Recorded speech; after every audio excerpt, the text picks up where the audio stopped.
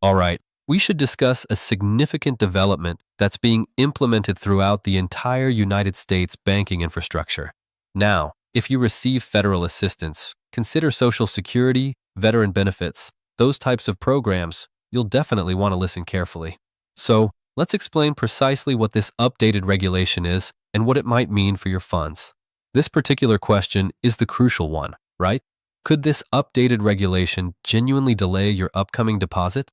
For numerous people, particularly older adults and pensioners, a postponed payment isn't merely a minor inconvenience. It can disrupt your entire month completely. And the reality is, this updated regulation does introduce a genuine possibility of your funds being held temporarily if all your details aren't completely accurate. We're going to explain exactly what that entails. So here's our approach. We're going to address this in 5 straightforward steps. First off, what exactly is this updated regulation? Then, we'll explore why it's being implemented initially. Following that, we'll determine if your deposits could be at risk. And most critically, we'll discuss how you can safeguard your funds. And stay tuned, because we'll conclude with a truly important warning about emerging scams that are appearing. Alright, Section 1. Let's be absolutely clear about this.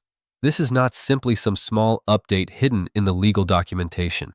We're discussing a fundamental transformation in how banks are obligated to verify and handle your payments, particularly those arriving from organizations like the Social Security Administration and the Veteran Services. So, what is this updated deposit verification regulation? Well, you can consider it like a new extremely strict security screening for your automatic deposit. Previously, it was a relatively simple check. Now, this updated protocol is significantly more sophisticated. It's created to immediately compare multiple different data elements all simultaneously. Your complete name, your account number, your social security number, even the precise payment amount. If every single one of those elements matches up flawlessly with federal records, boom, the money transfers right into your account. But, and this is the important part, if just one small thing is incorrect, it can activate an automatic hold. So, you're likely wondering why. Why are they implementing this now? Well, it all relates to addressing a substantial problem that this updated regulation is created to eliminate. This isn't simply red tape for the sake of it. It's about safeguarding your benefits from some very genuine threats. Let's examine the larger context here. The difficult truth is deposit fraud, particularly targeting individuals who receive federal benefits, has completely skyrocketed. It's truly reached a critical point. We're discussing sophisticated criminal networks that have become remarkably good at intercepting these payments, manipulating the system, and redirecting money away from the people who desperately need it and into their own accounts. So, the financial system is finally responding, and this regulation is one of its strongest weapons. And when I say it's a significant problem, just examine this figure. We are discussing hundreds of millions of dollars being stolen annually through this type of fraud. Let that register. This isn't merely a few isolated incidents.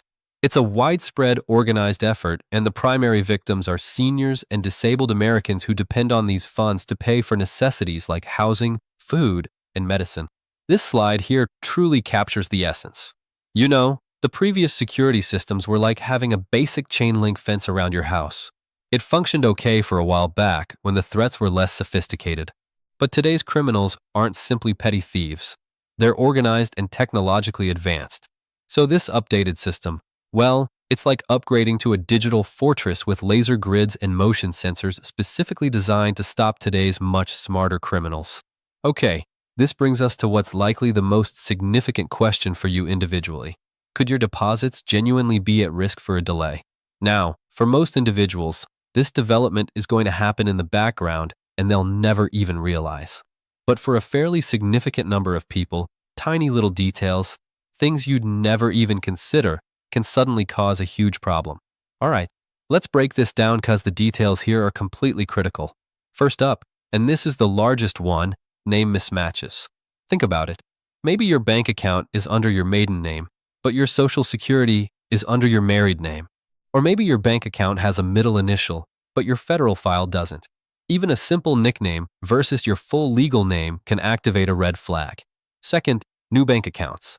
If you've just recently switched banks or updated your automatic deposit info, there can be a lag time where the updated system sees this brand new account and says, "Whoa, hold on.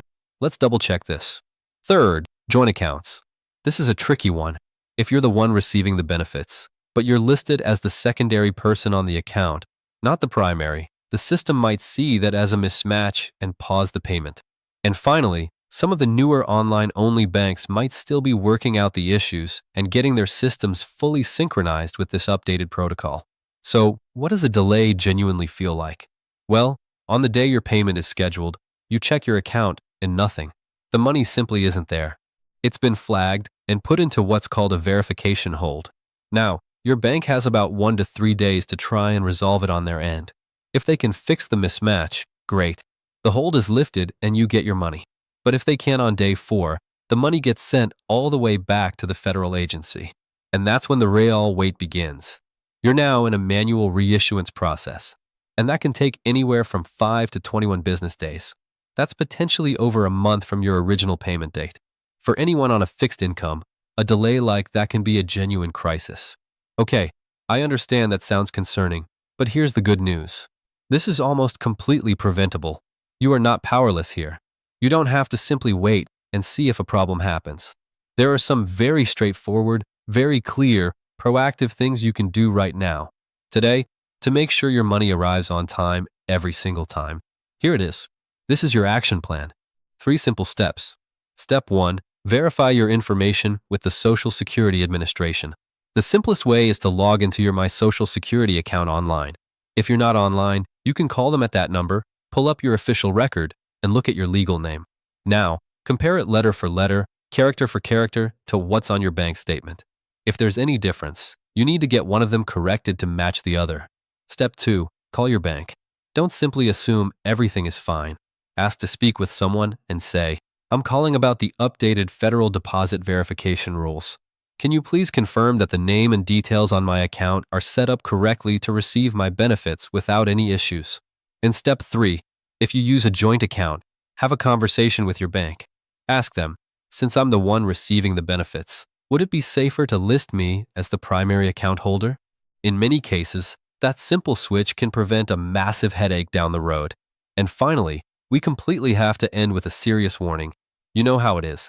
Whenever there's a significant change like this, you can bet the scammers and fraudsters are paying attention. They thrive on confusion, and they are already using this updated rule as bait to try and steal your personal information and your money. This right here is the golden rule. Please memorize this into your memory. No legitimate organization, not your bank, not the Social Security Administration, not the Veterans Services, nobody will ever call, text, or email you out of the blue and ask for your Social Security number, your bank password, or other personal info. And they will never ever ask you to pay a fee or buy a gift card to release or verify your own money. If you hear that, it is a 100% guaranteed scam. So, let's make the instructions here crystal clear and non-negotiable.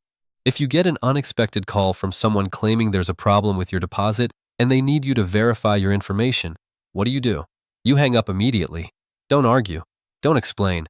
Just hang up. If you get a text or an email with a scary warning and a link to click, you delete it. Do not engage. If you're worried there might be a genuine issue, you be the one to make the call. Look up the official verified phone number for your bank or for the agency and call them directly. So, let's bring it all home. This updated rule at its heart is a beneficial thing. It's a much-needed security upgrade for our banking system, created to protect your hard-earned money from fraud. But like any updated security system, it can cause some unintended headaches if your information isn't perfectly aligned. The single most powerful thing you can do is to be proactive. Just a 10-minute phone call to your bank or a few minutes online today could save you from a 3-week payment delay next month. And that truly leaves us with this final thought. Your Social Security or veteran benefits. That's not simply a check. For millions, it is a financial lifeline. So, is your lifeline secure? Please take a few minutes this week. Run through that 3-step checklist we just discussed. Give yourself the peace of mind of knowing that your money is safe and that it will be there when you need it. Not just for your next payment, but for all the payments to come.